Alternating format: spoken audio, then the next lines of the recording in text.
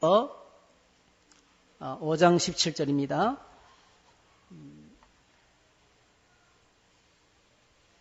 고린도후서 5장 17절.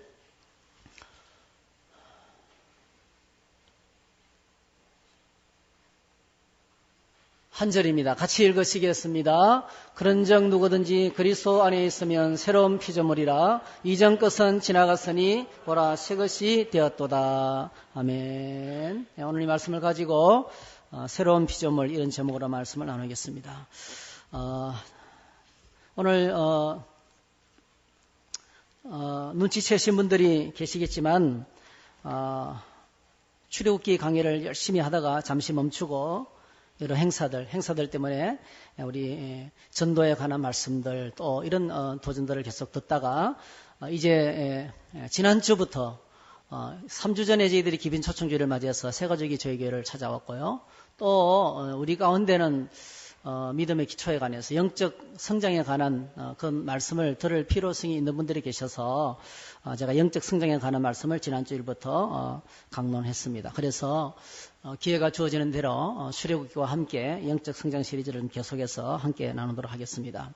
우리는 지난 주일에 영적 생활에서 영적 일생이 있다는 것을 깨달았어요. 영적 일생. 사람이 아기가 이 땅에서 소리를 내고 태어나면 그 순간부터 일생이 시작됩니다. 출생부터 해서 유아기와 청년기의 성장기를 거쳐서 그리고 열심히 일하는 장년기를 지나서 그리고 죽음, 이 세상의 생애를 마치는 그 생애가 우리 사람의 생애입니다. 그런 것처럼 우리 영적 생활에도 일생이 있다는 것입니다. 그래서 영적 생활의 일생에 대해서 저희들이 생각했는데요. 이런 공부에서 우리가 말씀을 들을 때 가장 중요한 것이 복습입니다. 저희들이 매주일마다 말씀을 들을 때 꼭 복습이 참 중요해요. 우리 교우들 가운데서는 주일날 메시지를 계속 반복해서 듣는 분들이 계시고 또 들었던 말씀을 또 되새김질하는 분들이 계시는데 또 저희들이 주일 예배 말씀을 다음 주일에 또 셀에서 또 묵상을 나누고 반복하는데요. 공부를 잘하는 제일 중요한 비결이 복습입니다. 복습. 예. 했던 공부를 확실하게 내가 잡는 것입니다. 제가 이제 그 고등학교 시절에 읽었던 정말 눈물이 쏟아지면서 읽었던 은혜 받았던 책 중에 하나가 여자의 일생이라는 책입니다. 여자의 일생. 참 얼마나 모파상이 지은 책이죠, 그죠? 읽으면서 참 이 사람의 일생이 이런 거구나 하는 그 당시 인생이 뭔지도 잘 모르는데 그 일생 이야기를 들으니까 참 감격스럽더라고요. 여러분 영적 생활에도 우리가 참 잊을 수 없는 우리의 뒤를 돌아보면 참 잊을 수 없는 그런 감격의 순간들이 있고 또 저희들이 늘 우리 일생 가운데 하나님이 역사하신 것을 경험하면서 그렇게 감격할 수 있는 그런 순간들이 많습니다. 저희들이 지난 주간에 배웠던 말씀 가운데 예수님을 믿기 전에 우리는 어떤 상태에 있었는지를 함께 생각했어요. 예수님을 믿기 전에 우리는 영적으로 죽어 있었다. 에베소서 2장 1절에 그는 허물과 죄로 죽었다. 허물과 죄로 죽어 있었다. 이 죽음이라는 단어는 관계가 단절된 상태입니다. 단절된 상태. 특별히 하나님과의 관계에서 관계가 단절된 거예요. 하나님으로부터는 모든 영적인 공급이 끊어져 있는 것입니다. 그래서 아무리 힘들어도 하나님께 못 나가요. 아무리 기뻐도 하나님께 감사하지도 못해요. 앞이 캄캄한 상황을 만나도 소망을 가질 수가 없어요. 그래서 왜 내 인생에 이렇고 힘들까? 그래서 사망과 죽음과 한숨 속에서 두려워하며 떨면서 종노릇하는 이것이 인생의 죽음 가운데 인생의 비참함인 것입니다. 세상에서 하나님 없이 살아가는 것은 자유롭게 산다 이렇게 생각하기 쉽지만은 그거는 자유가 아니고요. 버림받은 상태입니다. 하나님께서 그냥 내버려두는 거죠. 아무 간섭하지 않고 그래 네 마음대로 살아보라 하는 것이죠. 그는 그 자체가 바로 심판이라는 사실을 저희들이 생각했습니다. 그리고 오늘 저희들이 이 영적인 죽어있는 상태에서 성령의 특별한 은혜와 사랑으로 하나님의 특별한 관심으로 저희들이 이제 출생하게 됩니다. 출생. 드디어 거듭나게 됩니다. 우리는 이걸 영적 출생을 거듭남이라 그럽니다. 거듭남.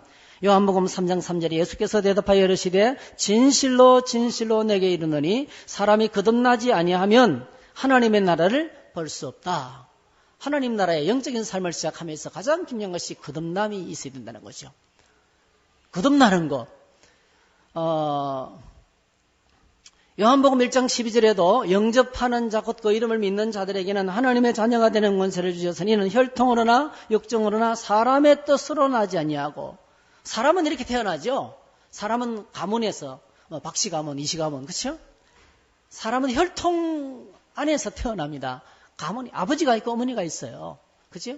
그 아버지의 성을 이어받아서 그 박씨 가문의 뭐 사람이 될 수도 있고 김씨 가문의 사람이 될 수도 있고 이렇게 가문으로 혈통적으로 태어납니다. 여러분의 혈통은 다 뼈대에 있는 가문이죠, 그렇죠? 우리의 가문은 다 뼈대에 있는 가문입니다. 전부 다 집안에 훌륭하게 벼슬했던 사람들 이름을 다 알고 있어요. 예. 그리고 이제 육체의 정욕에 의해서 태어납니다. 그렇죠? 육체에 건강하니까 건강한 육체의 욕구에 의해서 좋은 사람 보면 손잡고 싶고 그래서 결혼하게 되고 이런 육체의 욕구에 의해서 태어납니다. 그리고 또 하나는 사람의 뜻으로 태어납니다. 여러분 사람의 뜻으로 태어나죠, 그렇죠? 아들을 이제 선호하는 남아 선호 사상이 심했던 과거에는 어떻습니까? 뭐 아들 낳을 때까지, 그죠? 오죽했으면 딸을 낳으면서도 그 딸의 이름에 아들 이름을 넣었어요. 그리고 끝에다 전부 다 아들 자자를 넣어요. 숙자, 뭐 말자, 뭐 아들 자자를 다 넣었어요. 제발 좀 아들 낳으라고. 그게 사람의 뜻이죠. 자녀가 태어남에 있어서 강력한 그 영양 요소 중에 하나가 그래서 영어 성경에 보니까 육체의 정욕도요, the will of the flesh가 돼 있어요. 육체의 뜻, 우리 몸이 원하는 강력한 의지에 따라서 이제 자녀가 태어나고, 그리고 the will of the man, 사람의 의지에 의해서 또 태어나고. 그런데 영적인 출생은 그하고 전혀 다르다는 거죠. 하나님께서 오직 하나님께로부터 난 자들이라. 영적으로 드디어 태어납니다. 이 거듭남을 오늘 저희들이 거듭났다, 중생했다, 이 리본, 다시 태어났다는 이 말씀을 이게 피부로 와닿을 수도 있고 내가 거듭났는지 안 났는지, 내가 거듭났는지 안 났는지 어떻게 알 수 있는 방법이 있을까요? 그건 중생 이후의 차도는 변화를 보면 알 수 있어요. 우리가 하나님의 말씀으로 소명을 받습니다. 성령께서 우리를 말씀을 통해서 부르십니다. 이 자리로 하나님께서 여러분들을 부르신 거예요. 하나님이 딱 부르시면 그 다음에 하나님께서 우리를 거듭나게 하시는 거예요. 거듭난다는 것은요, 바람이 부는 것처럼 신비스러운 사건이라 했어요. 우리가 잘 느낄 수가 없어요. 그런데 거듭나고 나면 달라지는 것들이 있으세요. 제일 첫 번째로 찾아오는 것이 회심입니다. 회심. 인생의 방향을 바꾸는 것입니다.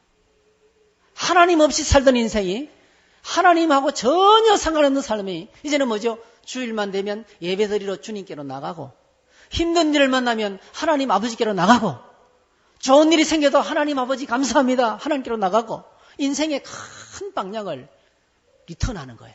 방향을 바꾸는 회심 사건이 있습니다. 여러분의 인생이 하나님께로 향하고 있습니까? 주일이 기다려지고 예배의 자리에 나가야지 이런 마음이 생깁니까? 그럼 거듭났다는 증거예요. 회심, 회개하는 사건입니다.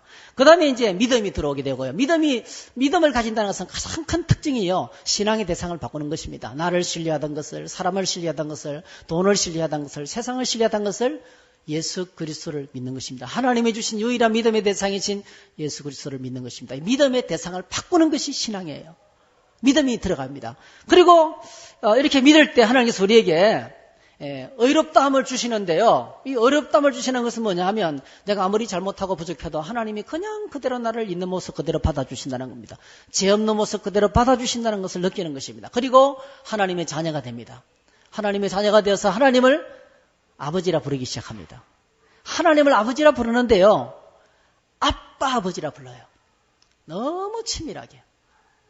가까이 하기엔 너무 먼 주님이 아니고요, 이렇게 너무나 편하게, 언제나 어디서나 하나님을 아버지라 부르는 이런 이제 믿음의 고백이 있습니다. 그리고 하나님을 닮아갑니다. 성화. 하나님을 닮아가기 시작하고, 그리고 어떤 일이 생겨도 끝까지 하나님께서 우리를 이끌고 가셔요. 그리고 마지막에 이 세상을 떠나는 순간에 주님 나라에서 영화롭게 됩니다. 이것이 우리에게 주어지는 중생 이후에 나타나는 것들인데, 대표적인 것들이 어떤 것이 있겠습니까? 뭐 회심, 우리 회개한다든지, 믿음의 대상을 주님으로 바꿨다든지, 예배하기 위해서 주님께로 나가 이런 것들을 보면은 거듭나지 않고는 불가능합니다. 그래서 주일날 예배드리 오신 여러분들은 거듭난 줄 믿습니다. 거듭났느냐 안 났느냐에 대해서 의심하거나 이렇게 갈등하지 마시기를 바랍니다. 자, 영적으로 출생하는데 그 다음에 뭐죠? 차도록시 영적으로 성장기가 찾아오겠죠. 새로운 생명은 반드시 성장하게 되어 있습니다. 가정의 행복 중에 하나가 어린아이들이 성장하는 이야기입니다. 지난 주간에 저희 집에 손자가 이제 이빨이 빠졌어요. 2주 전에. 제가 따로 이제 짜장면이 먹고 싶다 해서 짜장면을 먹으러 가면서 물었어요. 야, 너 이빨 빠지니까 기분이 어때? 이러니까요. 이빨 빠진 거 여러분 별로 좋지 않잖아요. 근데 기분이 좋아요. 이러는 거예요. 기분이 좋다. 이빨 빠진 거에 대해서 기분이 아주 좋다는 거예요. 아주 기분이 좋다는 거예요. 왜냐하면 이제 성장한다는 자기가 잘하고 있기 때문에 이빨 빠진 것도 기분이 좋고 신기한 거예요. 오늘 저와 여러분들이 이렇게 믿음 안에서 영적으로 성장하면 기분이 좋습니다. 영적으로 성숙하면 내가 제일 기쁩니다. 영적 성장의 어떤 기쁜 소식들 많죠. 그래서 영적으로 성장해서 반드시 필요한 것이 뭡니까? 갓난 아이들과 같이 순전하고 신령한 짓을 사모하고 하나님 말씀을 가까이 할 때 반드시 영적 성장을 가져오게 됩니다. 그래서 영적 성장을 위한 필수 코스, 영적 성장에는 왕도가 없다고 말씀을 드렸습니다. 제일 중요한 것이 정기적으로 말씀을 섭취해야 돼요. 하나님 말씀을 정기적으로 섭취해야 됩니다. 성경 읽고 듣고 연구하고 암송하고 묵상하고 이렇게 하나님 말씀을 가까이 하기 위한 노력이 필요합니다. 그 다음에 기도 생활. 계속 깨어서 쉬지 말고 기도하라 그랬는데요. 기도는 영적인 운동이고 호흡이죠. 그리고 예배 생활과 친교 생활, 셀에서 같이 모여서 큰 그룹으로 모여서 예배드리고 그리고 또 작은 그룹으로 모여서 서로 교제하면서 그 속에서 하나님의 임재와 하나님의 치유와 회복을 경험하게 됩니다. 그리고 이제 마지막으로 전도죠. 내가 만난 거 예수님. 내가 교회를 나갔더니 참 이래서 좋더라. 교회를 나가니까 참 이래서 좋더라. 교회를 나가니까 내한테 이런 변화가 찾아왔다. 마음의 평안을 위해서 찾아갔는데 하나님께서 이것도 해주셔서 이렇게 주님이 주신 것을 나누는 것이 전도입니다. 그래서 전도는 그냥 단순하게 말을 잘 해가지고 물건을 팔아먹는 쇼핑 호스트가 아니에요. 뭘 모르는 사람에게 설득을 잘해서 꽉 속여서 말이죠. 물건을 팔아먹는 그런 설득하는 것이 아닙니다. 말 잘 못해도요. 전도 잘 할 수 있어요. 내가 받은 은혜를 나누면 됩니다. 그래서 여러분 전도를 잘하기 위해서 뭐가 필요하죠? 은혜를 받는 것이 필요합니다. 하나님을 경험한 것을 은혜를 나누는 이런 것들. 자, 이 모든 것들을 위한 훈련 과정이 저희 교회에서는 이제 양육훈련반과 제자훈련반과 또 여러 가지 이제 이런 훈련 시스템들이 되어 있습니다. 사실은 주일 예배와 그 다음에 양육훈련반, 제자훈련반 또 뭐 수요 기도회, 매일 새벽 기도 전부 다 사실은 뭐죠? 우리가 계속 영적으로 성장하기 위한 학교입니다, 학교. 여러분 집에서 어린아이들 교육을 다 감당하지 못하니까 어디로 보냅니까, 아이들을? 때가 되면 학교로 보내잖아요. 학교를 어떻게 보냅니까? 심한 경우에 우리가 먹을 것이 없고 생활이 어려워도 보냅니다. 여러분. 빚을 내서라도 공부시킬 것은 공부를 시킵니다. 그만큼 교육이 중요하거든요. 마찬가지로 영적인 성장에도요. 반드시 내가 내 스스로를 훈련할 수 없기 때문에요. 이런 시스템 속으로 들어오셔야 돼요. 양육훈련반과 제자훈련반과 또 이런 여러 가지 이런 기도회와 이런 모임들을 통해서 영적으로 성숙하는 과정이 필요한 것입니다. 마지막으로 영적 성장에서 가장 필요한 단계가 이제 장성해서 하나님의 사역을 감당하는 사람이죠. 히브리서 5장 14절에 단단한 음식은 장성한 자의 것이니 그들은 지각을 사용함으로 연단을 받아 선악을 분별하는 자니라. 단단한 음식을 먹을 수 있고 지각을 사용함으로 선악을 분별해서 이렇게 이제 성숙한 사역자가 되는 것입니다. 에베소서 4장 13절에 보니까 이런 말씀이 있습니다. 우리가 다 하나님의 아들을 믿는 것과 아는 일에 하나가 되어 온전한 사람을 이루어 그리스도의 장성한 분량이 충만한 데까지 이르리니 이는 우리가 이제부터 어린아이가 되지 아니하며 사람의 속임수와 간사한 유혹에 빠져 온갖 교훈의 풍조에 밀려 요동하지 않게 하려 함이라 했어요. 우리가 영적으로 성숙해야 되는데 어디까지 성장해야 되겠습니까? 그리스도의 장성한 분량이 충만한 데까지. 예수님과 같이. 우리의 성장의 목적은 주님입니다. 그래서 죽을 때까지. 우리가 이 땅에 살아있는 동안까지 계속 성숙해야 됩니다. 여러 번 말씀드렸지만 제가 존경하는 노이드 전주 목사님, 저는 그 노이드 전주 목사님의 강해 설교 세미나를 우리 어떤 목사님을 통해서 듣고 이게 설교구나, 이게 강론이구나, 그걸 깨달았습니다. 그래서 이게 말씀을 숨기는 것이 사역이구나. 그 영적인 저의 설교 사역에 아주 큰 영향을 줬던 그분 돌아가시는 날 아침에도 성경 그날 읽을 분량 5장을 읽고 돌아가셨어요. 여러분, 우리가 세상을 떠나는 순간까지 하나님 말씀 놓치면 되지 않습니다. 영적 성장을 위한 노력이 필요합니다. 주일날 와서 말씀 듣고 주중에 가서는 세상살이 바빠서 성경 탁 덮어놓고 그 다음날 주일 올 때 먼지를 탁 털고 오는, 요즘은 먼지 털지도 않아요. 가지고 오지도 않아요. 예. 그렇게 나오는 하나님 말씀하고는 전혀 상관없이 산다면 영적 성장은커녕 영적으로 퇴보할 수밖에 없습니다. 하나님 말씀을 오늘 저와 여러분들이 가까이 돼요. 우리의 영적 성장의 목표는 그리스도의 장성한 분량이 충분한 주님처럼 온전해지는 거예요. 그래서 성경을 주신 목적, 사역자를 주신 목적, 교회가 존재하는 목적이 이겁니다. 똑같습니다. 성경 속에 다 똑같이 우리가 영적으로는 성적인 성장을 위해서 사는 것에서 이렇게 사역자를 주셨다 했어요. 이렇게 영적으로 성장하면 어떻게 됩니까? 어린아이가 되지 아니하고 사람의 속임수와 간사한 유혹에 빠져 온갖 교훈의 풍지에 밀려 요동하지 않는 사람이 되는 거예요. 이 사람 말 듣고 흔들리고 저 사람 말 듣고 흔들리고, 이런 상황에 힘들고 저런 상황에 힘들고, 상황이 조금만 나빠져도 믿음이 흔들리고, 그런 기복주의 신앙. 예. 진짜 믿음 뭡니까? 하나님 말씀에 견고하게 서 있으면 비가 나고 바람이 불고 창수가 나와도 흔들리지 않는 신앙이에요. 오늘 저와 여러분의 신앙이 이렇게 되시기를 축복합니다. 견고한 기초 위에 아무리 바람이 불고 비가 내려도 흔들리지 않는, 환난이 닥쳐와도 묵묵히 하나님의 일을 걸어가는, 주님의 사명을 감당하는, 그것이 진짜 신앙인 것입니다. 저는 매주일마다 이 주일날 예배당으로 들어오면 가슴이 막 벅차올라요. 주중에 계속 사역으로 힘들다가도요, 여기만 들어오면, 예배당에만 딱 들어오면 막 감격스러워요. 두 가지 예요. 첫 번째로는 하나님이 이곳에 계시는 것을 느낄 수가 있어요. 주님이 우리 가운데 계신 줄로 믿습니다. 하나님의 임재 때문에 기뻐요. 가슴이 막 뛰어요. 주님이 계시군요. 찬양할 때 벌써 느껴요. 찬양할 때. 예배를 시작할 때 벌써 제 안에 느낌이 와요. 주님이 계시는구나. 할렐루야. 이게 가장 중요합니다. 주님이 우리 가운데 계시는 거예요. 두 번째로는요, 우리 예배당에 어린아이들이 가득해요. 할렐루야. 지금 유아실이 많은 상태예요. 유아실이 많은 상태예요. 아이들이 막 왔다 갔다 하는 거예요. 이 아이들이 일주일 만에 보면요, 일주일 만에 자라 있어요. 일주일 만에. 하는 말들이 막 달라집니다. 어떤 때는 아이들이 고사성어를 막 써요. 어린아이들의 성장. 예. 어린아이들이, 지금 교회, 예배당 안에 어린아이들이 많아요. 계속 새로 태어난 아기들이 예배를 드리러 오고 있고, 또 지금 태어날 아기가 있고요. 행복합니다, 여러분. 여러분의 집안에 어린아기들이 계속 태어나기를 축복합니다. 그리고 또 영적 아기들. 그죠? 영적으로 예수님을 새로 믿기로 하신 분들이 예배당을 찾아오고, 그래서 감격스럽습니다. 여러분, 오늘 저와 여러분들이 함께 예배드리고 기도하고 말씀을 먹으면서 영적인 성장을 경험할 수 있다는 것은 아주 중요한 이유가 있어요. 우리 안에 하나님이 주신 생명의 씨앗이 있다는 겁니다. 할렐루야. 오늘 저와 여러분 안에 하나님께서 생명의 씨앗을, 하나님의 생명을 심어줬다는 거예요. 예배할 수 있고 기도할 수 있고 말씀 들을 수 있고 영적인 성장을 경험할 수 있다는 것은 내 안에 하나님의 생명을 심어줬기 때문에 그렇다는 것입니다. 어떻게 이 생명이 우리에게 심어졌습니까?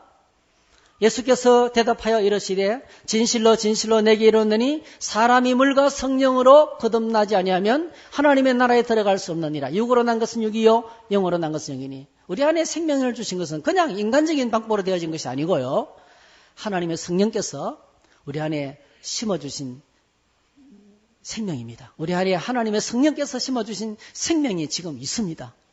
내 안에, 따라합시다. 내 안에 영적 생명이 있다. 영적 생명이 있으니까 예배하러 나오는 거예요. 우리 성도님은 지금 한 분은 생일을 맞이해서 목사님 떡을 내고 싶다고. 드리고 싶은 거예요. 드리고 싶은 거예요. 이런 일 좀 하고 싶다고 하고 그런 욕구. 하나님을 영화롭게 하고 주님을 섬기고 싶고 바치고 싶고 헌금하고 싶고 전도하고 싶고 기도하고 싶고 하는 열정. 그거는 영적 성장의 징조입니다. 영적 성장의 징조입니다.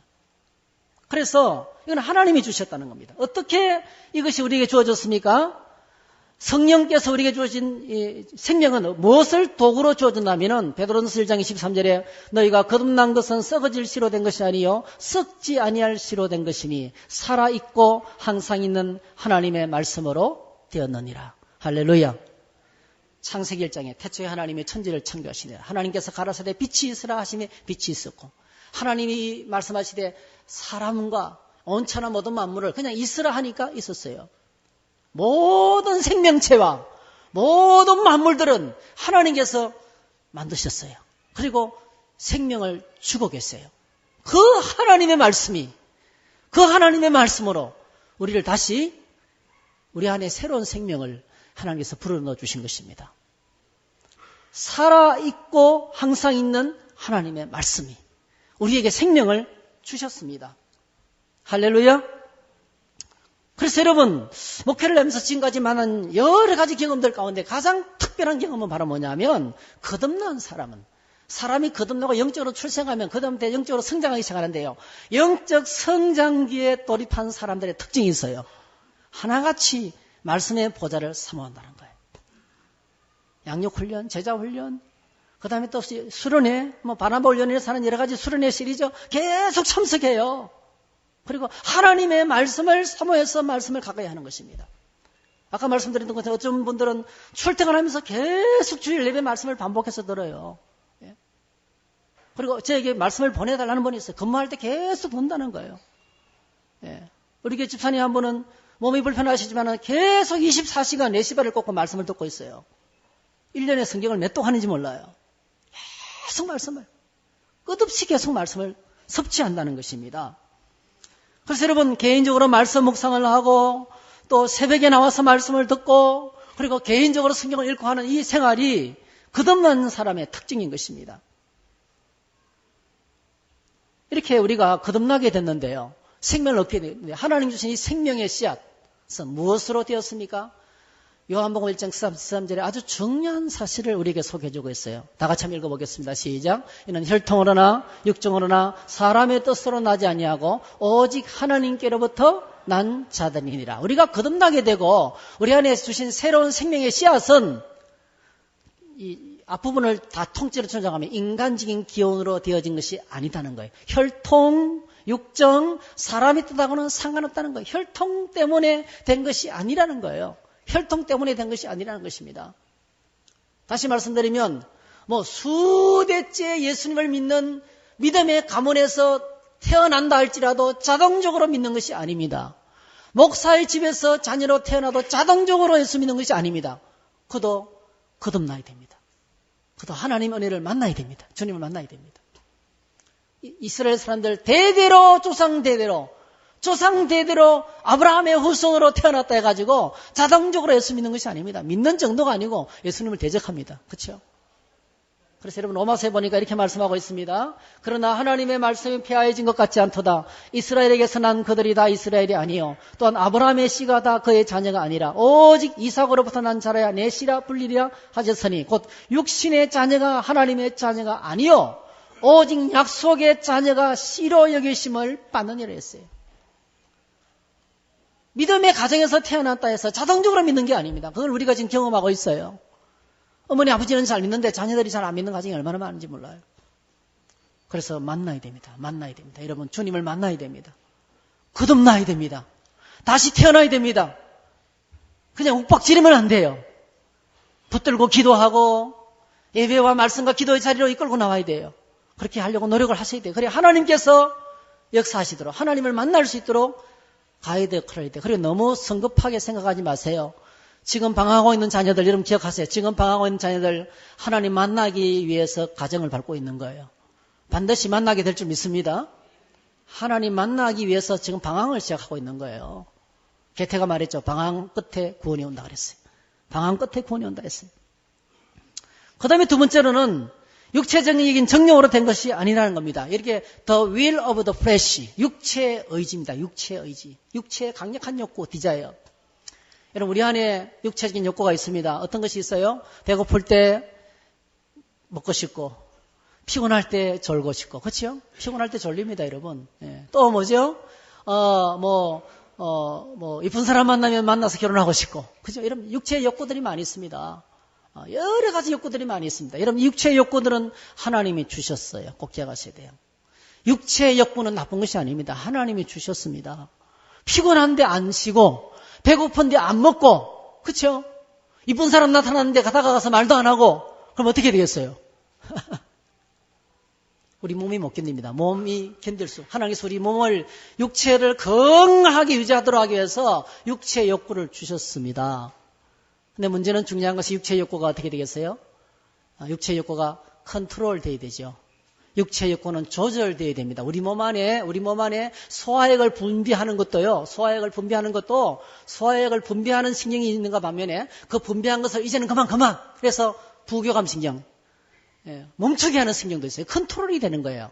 당뇨병이 왜 문제입니까? 췌장에서 소화액을 분비하는데 너무 폭식을 하고, 그러니까 이게 이제 감당을 못 해가지고요. 그 효소를 분비하는 기능이 아웃돼 버린 거예요. 그러니까 당뇨병이 오는 거죠.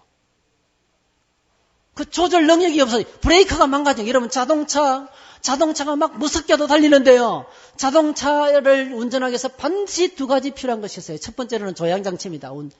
핸들이 필요해요. 두 번째 뭐예요? 브레이크예요. 핸들과 브레이크, 조향장치와 제동장치의 고장이 나면 끝나는 겁니다. 자동차는 무서운 흉기가 되고 살인무기가 되는 것입니다. 우리 인생도 마찬가지. 우리 안에 육체의 욕구가 있어요. 육체의 욕구는 컨트롤되어야 됩니다. 이 육체의 욕구를 조절할 수 있도록 하나님 주신 것이 첫 번째로 양심입니다. 양심.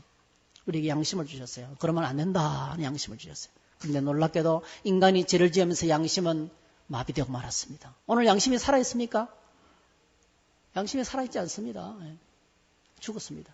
양심이 다 마비되어 버리고 말았어요. 그래서 하나님께서 예수 그리스도를 통해서 십자가 보혈의 은혜로 말미암아 우리를 다시 만드시고 새로운 양심을 부어주시는 거예요. 그리고 우리에게 강력하게 우리의 삶을 컨트롤할 수 있도록 새로운 성능 좋은 기가 막힌 브레이크를 주셨는데 그것이 바로 성령입니다. 성령의 소욕입니다. 성령께서 우리를, 그래서 누구든지 성령의 집에 속에 들어가면 육체의 욕구를 무시하는 게 아닙니다, 여러분. 먹을 때 먹고, 잘 때 자고, 일할 때 일하고, 그렇게 질서 있게 우리의 삶을 질서 있게 만들어서 정말 행복한 여행이 되도록 그렇게 하는 것이 육체의 욕구입니다. 그런데 이 땅에서는 이런 육체의 욕구에 의해서 자녀들이 태어나죠. 그러나 하나님의 자녀는 그렇게 충동적으로 태어나는 것이 아닙니다. 하나님의 사람은 하나님의 충동에 의해서 그냥 하고 싶을 때 하고 그런 게 아니에요. 하나님의 영원한 사랑과 영원한 승리 가운데 하나님의 자녀가 태어납니다. 에베소서 1장에 보니까 창세전에 우리를 예정하시고 계획하시고 그리고 예수님의 십자가의 보혈로 우리를 구속하시고 주님이 십자가에 쓰신 그 구원을 우리가 받을 수 있도록 성령께서 역사하시고 할렐루야. 하나님의 섭리 속에 한번 따라합시다. 하나님의 섭리 가운데 오늘 내가 하나님의 자녀가 되었다. 여러분 하나님의 섭리 가운데 하나님의 경영 가운데 오늘 저와 여러분이 앉아 있는 거예요. 인간적인 동기가 아닙니다. 인간적인 동기로 되어진 것이 아닙니다. 누구 때문에 와 있는 것도 아닙니다. 어쩌다 보니까 내가 이게 와 있지 그것도 아닙니다, 여러분. 그 다음에 마지막으로 사람의 뜻이죠. 사람의 뜻. 아들 낳기 위해서 끝까지 자녀를 낳는. 요즘은 현명한 청년들은 처음부터 이 자녀 생산 계획을 확실하게 세우더라고요. 몇 명 낳을 것인지 언제 낳을 것인지 분명히 세워서 철저하게 이렇게 조절하는 걸 봤습니다. 이 땅의 자녀들은 이렇게 사람의 계획에서 태어납니다. NIV 성경에 보니까 the will of the husband. 남편의 의지에 따라서. 그 맨을 사람을 남편의, 그러니까 남편의 의지가 중요하다는 거죠. 하나님의 자녀는 우리 사람의 의지와는 전혀 상관이, 사람의 계획이 아니라 오직 하나님의 주권과 계획과 섭리에서 태어납니다. 갈라디아서 1장 15절에 보니까 사도 바울이 늘 하는 고백입니다. 그러나 내 어머니의 태로부터 나를 택정하시고 너의 은혜로 나를 부르시니가. 여러분, 사도 바울 어떤 사람이었습니까? 예수 믿는 사람들 잡아 핍박하는 사람이었잖아요. 예수 믿는 사람을 핍박하는 사람이에요. 그런데 그가 주님 만나고 사도가 됐는데요, 내 어머니의 태 속에서부터 나를 주님이 택정하셨다는 거죠. 우리가 하나님의 자녀가 되는 것은 하나님의 영원한 계획과 섭리 속에 있는 것입니다. 그리고 계속 서신서에 나오는, 반복적으로 나오는 말씀, 고린도전서 1장 1절, 하나님의 뜻에 따라 그리스도 예수의 사도로 부름받은 나다, 이렇게 자신의 부름받은 것은 주님이 영원전부터 계획하신 사건이다, 이렇게 밝히고 있는 것입니다. 그래서 우리가 새 생명을 얻고 하나님의 자녀가 된 것은, 하나님의 자녀로 출생하게 된 것은 인간적인 기원에서 시작된 것이 아닙니다. 여러분, 인간적인 기원에 의해서 시작된 것이 아닙니다. 내가 처해 있는 환경과 내 상황이 아무리 힘들어도 여러분, 교회에 나올 만한 사람이 교회에 나옵니까? 구원받을 만한 사람이 세상에 있습니까? 다 준비돼가지고 와서 예수 믿으시오, 예스, 그러면서 오는 사람이 있습니까? 하나같이요, 찔려도 바늘이 안 들어가는 사람들입니다. 어느 날 교회당에 나갔더니 어떻게 저 사람이 예수 믿을 사람이? 여러분, 제가요, 제 과거 이야기 하잖아요. 부산대학교 다닐 때 그 올라가는 벤치 앞에서 우리 도회복이라는 친구가, 선배죠, 선배가 저한테 예수 믿으라고 막 전도하더라고요. 제가요, 얼마나 싸웠는지 몰라요. 아니, 대한민국 신앙이 차이인데 왜 이렇게 강요하느냐고, 다시는 앞으로 나한테 그런 기분 나쁜 소리 하지 말라고, 나는 내 인생 혼자 살기도 벅차다, 내 지금 교회 상황 나갈 상황이 어딨냐, 몸도 아프고 그러면서 제가요, 막 좀 심하게 욕을 하면서 그렇게 있잖아요. 그렇게 그분을 막 미워했는데 제가 기절초풍했어요. 그 다음에 은혜 받고 제가 신학교로 갔는데 그분이 신학교에 와 있더라고요. 그분이 제 선배님이에요, 선배님. 그분 입장에서 볼 때 어떻게 했어요? 어떻게 저 친구가 여기에 와 있지? 그렇게 생각이 들지 않겠어요? 여러분, 그렇습니다. 인간적인 기원에 의해서 된 것이 아닙니다. 인간적으로 누구에서 끌려서 온 것도 아닙니다. 뭐 예배당 분위기가 좋으니까, 예수 믿으면 병 난다고 하니까, 예수 믿으면 인간의 어떤 여러 가지 어려운 일들이 해결된다고 하니까, 그게 아닙니다, 여러분. 끌려서 온 것이 아닙니다. 하나님께서, 우리가 느끼지 못하지만 하나님의 강력한 주권과 섭리에서 여기 와 계시는 거예요. 할렐루야. 그래서 이 하나님의 강력한 의지를 뭐라고 하면, 오직 하나님께로부터 난 자들이라, 오직 하나님께로부터 났다, 이렇게 소개하고 있습니다. 그러면 오늘 저와 여러분들이 기억하셔야 되겠어요. 우리에게 생명을 주시고 우리를 하나님의 자녀 삼으신 이는 어느 누구도 바꿀 수 없습니다. 이는 사람들에게서 시작된 것이 아니고요, 하나님이 주권적으로 하신 일입니다. 요한복음 10장 17절에 말합니다. 내 양은 내 음성을 들으며 나는 그들을 알며 그들은 나를 따르느니라. 내가 그들에게 영생을 주노니 영원히 멸망하지 않을 것이요 또 그들을 내 손에서 빼앗을 자가 없느니라. 그들을 주신 내 아버지는 만물보다 크심에 아무도 아버지의 손에서 빼앗을 수 없느니라. 우리에게 주신 하나님의 영적인 생명을 빼앗을 자가 없다는 거예요. 사도 바울이 이렇게 외쳤어요. 이거 이미 외치면 아무리 읽어도 감격스러워요. 우리 다 같이 한번 읽어보십시다. 시작. 크게. 누가 능히 하나님께서 택하신 자들을 고발하리요. 의롭다 하시는 하나님이시니 누가 정죄하리요. 죽으실 뿐 아니라 다시 살아나시는 그리스도 예수시니 그는 하나님 우편에 계신 자요 우리를 위하여 간구하시는 자신이라. 누가 우리를 그리스도의 사랑에서 끊으리요. 환난이나 공고나 박해나 기근이나 적신이나 위험이나 칼이라. 기록된 바 우리가 종일 주를 위하여 죽임을 당하게 되며 도살당할 양같이 여김을 받았나이다 함과 같으니라. 그러나 이 모든 일에 우리를 사랑하시는 이로 말미암아 우리가 넉넉히 이기느니라. 내가 확신하노니 사망이나 생명이나 천사들이나 권세자들이나 현재일이나 장래일이나 능력이나 높음이나 깊음이나 다른 어떤 피조물이라도 우리를 우리 주 그리스도 예수 안에 있는 하나님의 사랑에서 끊을 수 없으리라. 할렐루야. 사람들이 내게 주신 생명이 아닙니다. 어머니 아버지가 내게 주신 것도 아니에요. 하나님의 사랑으로 하나님의 생명을 우리 안에 심어 주신 겁니다. 그러므로 아무도 뺏을 수 없다는 거예요. 아무도 뺏을 수 없다. 오늘 저희들이 하나님이 내 안에 주신 이 영원한 생명에 대해서 흔들리지 말아야 됩니다. 죽음 같은 환경을 만나도 다른 어떤 피조물이라도 이 어떤 피조물 가운데 뭐가 있을까요? 원자폭탄이 터지고 수소폭탄이 터져도 하나님과 우리 사이의 사랑을 빼앗을 수가 없고 주님이 내게 심어주신 영생을, 이 생명의 씨앗을 뺏을 자가 없다는 거예요. 그래서 내가 받은 새 생명은 안전합니다. 하나님이 지키십니다.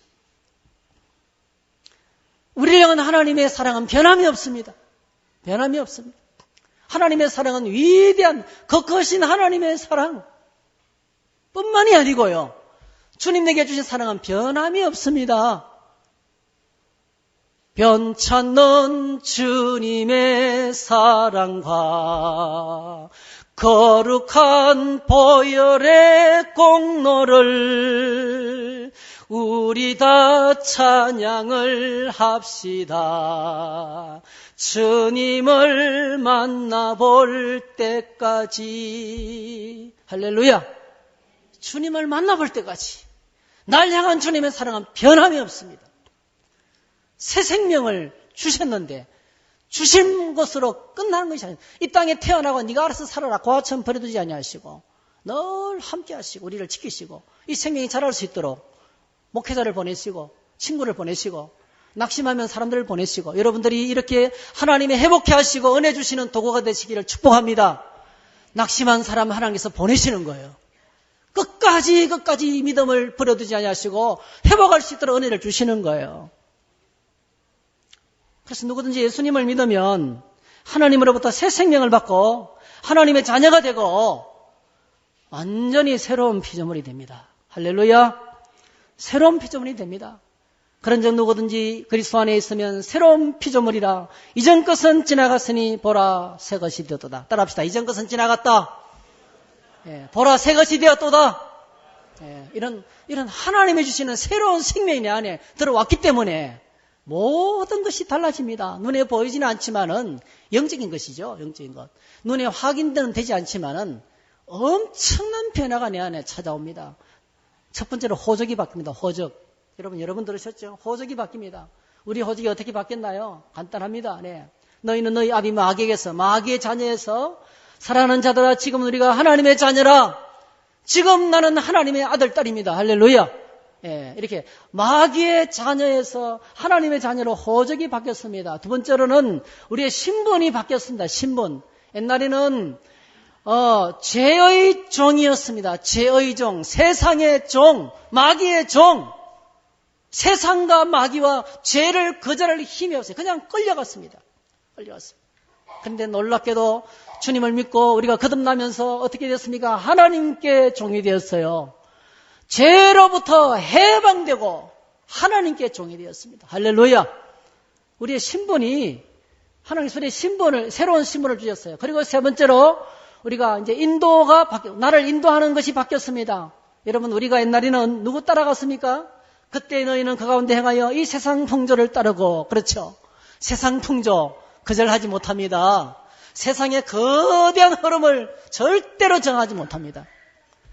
제가 어저께도 커피봉사를 주민자치위원회 수련회 갔는데, 수련회, 세상 사람들은 수련회를 희한하게 하더라고요. 물가에 가서 수육 먹고, 그 다음에 또 전골 끓여 먹고, 그 다음에 전 부쳐 먹고, 그리고 참이슬 실컷 마시고.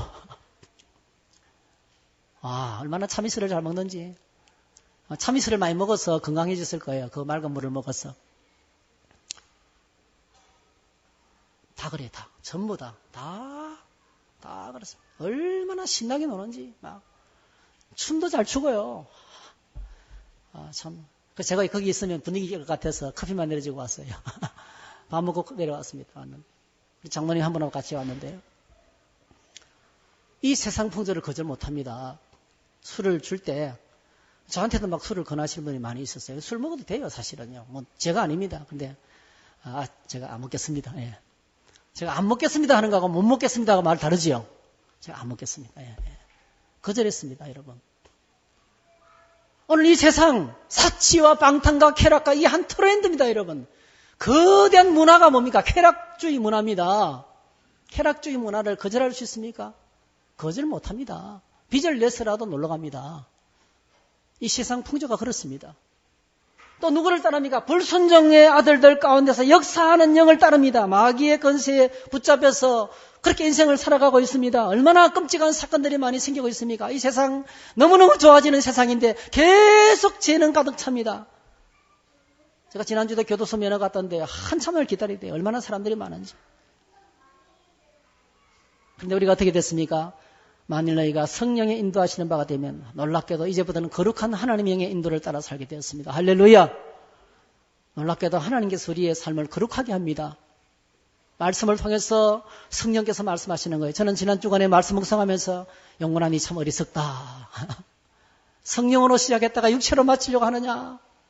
가만히 생각해 보니까요. 제가 예수 믿게 된 것도 성령께서 하신 것이고 만나서 결혼하게 된 것도 하나님께서 성령께서 하신 것이고 전부 다 성령께서 하신 것더라고요. 정말 여러분 이 교회에 오게 된 것도 성령께서 하시게 된 거예요. 정말 성령께서 부르셨어요. 제가 송문교 장로님 여기 이 마을이 생기기 전부터 사셨던 송정현사에서 우리 교회가 이제 이쪽에 마을이 생길 때 하나님 제게 환상을 보여주셨어요. 이 교회 오기 전에 한 번도 오지 않았는데 언덕배기 복숭아밭 언덕배기에 그 언도막에서 우리 교인들 한 60명 정도가 앉아서 막 재밌게 먹고 마시고 저는 사진 찍고 있더라고요. 그 환상을 이제 설명했더니 아이고 목사님 여기 복숭아밭이 있다는 것은 아무도 모르는데 자기들만 아는 건데 하나님 환상을 성령께서 오게 하셨어요. 성령께서. 성령이 하시는 겁니다. 그런데 우리는 성령께서 시작하셨고 성령께서 진행하셨는데 얼마나 많이 우리 감정의 노예가 되고 인간적으로 모든 것을 일을 그르치는지 몰라요. 그래서 깨닫게 하시는 거예요. 깨닫게 하시는 거예요. 여러분 성령께서 거룩하신 성령께서 저와 여러분의 생애를 이끄시기를 축복합니다. 이게 우리의 기독교인의 인도입니다. 그리고 마지막으로 우리가 어떤 상태가 되었습니까? 허물과 죄로 죽었던 저희들을 허물과 죽은 우리를 그리스도와 함께 살리셨고 할렐루야! 우리를 주님이 살려주셨습니다. 이것이 주님께서 우리에게 행하신 놀라운 일입니다. 그러므로 오늘 저와 여러분들이 어떻게 살아야 되겠어요? 결론은 간단합니다. 첫 번째로 한번 읽어봅시다. 시작. 우리 안에 하나님이 주신 새 생명이 있음을 확신을 가져라. 아들이 있는 자에게는 생명이 있고 아들이 없는 자에게는 생명이 없다. 하나님이 주신 새 생명 내 안에 있습니다. 할렐루야. 하나님이 주신 영적인 생명 내 안에 있습니다. 우리 안에 있습니다. 내버려두면 안 됩니다. 어린아이가 태어났는데 내버려둘 거예요, 여러분. 우리가 계속 지금 감탄하며 보는 것이 뭡니까? 어린아이가 태어나는데 밤새도록 그 아기를 위해서 깨어서 부모는 지킵니다, 여러분. 눈물겹습니다. 그게 위대함이에요. 그 어머니의 위대함. 어머니 아버지의 그는 초인적인 힘입니다. 한순간도 아기에게 눈을 떼지 않습니다. 여러분 기억하시기 바랍니다. 하나님이 우리 안에 새 생명을 주셨습니다. 이 새 생명 내버려두지 마세요. 내 안에 새 생명이 있다는 것을 기억하셔야 되겠어요. 확신을 가져야 되겠어요. 두 번째로 감사해야 되죠. 어린 아기들이 태어난 게 얼마나 감사한지. 여러분 아기들 많이 나오세요. 덜도 말고 저만큼만 나오세요. 우리 집 아이들 5인데 좀 많이 나왔으면 좋겠어요. 제가 계속 지금 바람 놓고 있습니다. 앞으로 아기 나오면 집을 줘야 된다. 국가에서 집을 줘야 된다고. 그러니까 많은 분들이 동의를 하더라고요. 여러분 될 거예요 앞으로. 예? 어린아기 태어나면 집을 줄 거예요 앞으로요. 외국 같은 경우에는 아기만 나와도 먹고 살 수 있어요. 양육비만 나오는 것만 가져도 충분히 먹고 살아요. 워낙 자녀들이 귀하기 때문에. 근데 하나님이 주신 이 새 생명 감격하면서 감사하셔야 됩니다. 이 감사를 잃어버리면 안 됩니다. 세 번째로 새 생명이 잘 성장할 수 있도록 최선을 다해야 됩니다. 최선을. 여러분 우리 온 교회는 모든 신자들이 모든 가족들이 다 새 가족부가 되시기를 축복합니다. 다 새 가족을 환영하고 화장실을 가르쳐드리고 이렇게 예배드리는 예배당을 좀 소개하고 그렇게 영적 성장에 온 가족이 힘을 합쳐야 됩니다. 부모님 그 밤잠을 자지 않고 쏟아붓습니다. 밤잠을 자지 않고 쏟아붓습니다. 제가 아무리 바빠도요. 새 가족을 향한 에너지는 항상 비축해 놨습니다. 한밤중이라도 부르면 달려갑니다. 저는 새 가족이 뭘 요구하면 거절한 적이 없어요. 새 가족이 뭘 요구하면 뭐든지 다 해줍니다. 제가 할 수 있는 건 다 해줍니다. 문도 고쳐주고 전기도 달아드리고 뭐 만들어지기도 하고. 여러분, 그게 에너지를 집중해야 됩니다. 에너지를 집중해야 됩니다. 어떻게 하면 영적인 성장이 잘할 수 있겠습니까? 기본이죠. 말씀 생활이죠. 말씀 생활입니다. 기도 생활입니다. 예배 생활입니다. 예배 생활. 함께 모여 셀 속에서 은혜를 나누는 것입니다. 그리고 뭐죠? 전하는 것입니다. 내가 받은 은혜를 나누는 것입니다. 이게 네 가지. 말씀 생활, 기도 생활, 예배 생활, 예배와 교제, 그리고 전도하는 것. 이것을 통해서 다른 용도가 없어요. 이걸 통해서 영적으로 성장하도록 성장시키시면 내 안에 주신 새 생명을 자라도록 새 생명에 자라는 기쁨이 내 안에 있어야 됩니다. 우리는 죽을 때까지 이 영적 성장의 축복을 경험하면서 오늘 주와 이런데 주님 안에서 행복하게 되시기를 주의 이름으로 축복합니다.